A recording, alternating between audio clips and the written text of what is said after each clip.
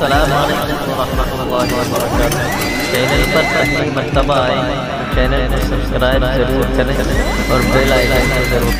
بسم اللہ الرحمن الرحیم۔ مقروض پر قربانی واجب ہے یا نہیں؟ مسئلہ یہ ہے، قرضے کی ادائیگی کے بعد اگر مقروض کے پاس نصاب کے بقدر مال بچ جاتا ہے، یعنی آج کل سن 2020 کے عید الاضحیٰ کے موقع پر تقریباً 27,000 روپیہ یا اتنی قیمت کے سونے چاندی وغیرہ بچ جاتے ہیں تو قربانی واجب ہوگی، ورنہ قربانی واجب نہیں ہوگی۔ یعنی اگر قرضے کی ادائیگی کے بعد نصاب کے بقدر مال نہیں بچتا ہے تو پھر قربانی واجب نہیں ہوگی۔ ایک سوال ہے، کیا 2 تولے سونے پر قربانی واجب ہوگی؟ یہ بہت ہی اہم مسئلہ ہے جس کو ہر ایک کے لیے سمجھنا انتہائی ضروری ہے۔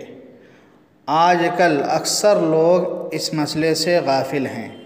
اکثر لوگوں کے ذہنوں میں یہ بات ہے کہ اگر ہمارے پاس 2 تولہ 3 تولہ سونا موجود ہے تو چونکہ سونے کا نصاب 7.5 تولہ ہے اور ہمارے پاس جو سونا موجود ہے وہ 7.5 تولے سے کم ہے، اس لیے نہ قربانی واجب ہے نہ زکوٰۃ واجب ہے۔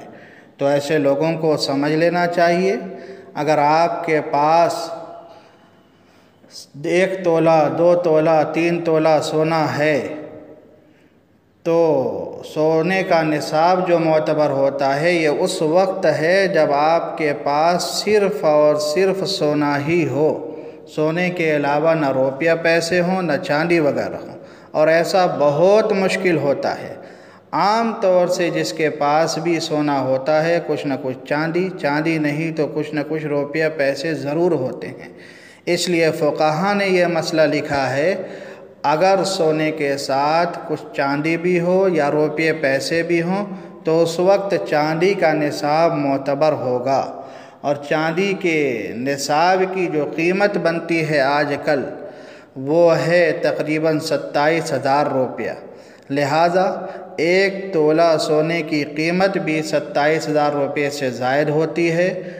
تو اگر کسی کے پاس 1 تولہ ہو اس پر بھی قربانی واجب ہے، 2 تولے موجود ہوں اس پر بھی قربانی واجب ہے، اگر 3 تولے سونے بھی موجود ہوں تو اس پر بھی قربانی واجب ہے۔ لہذا یہ مسئلہ بہت غور سے دھیان سے سمجھنا بھی چاہیے اور اس پر عمل بھی کرنا چاہیے۔ اللہ تعالی ہم سب کو عمل کرنے کی توفیق عطا فرمائے۔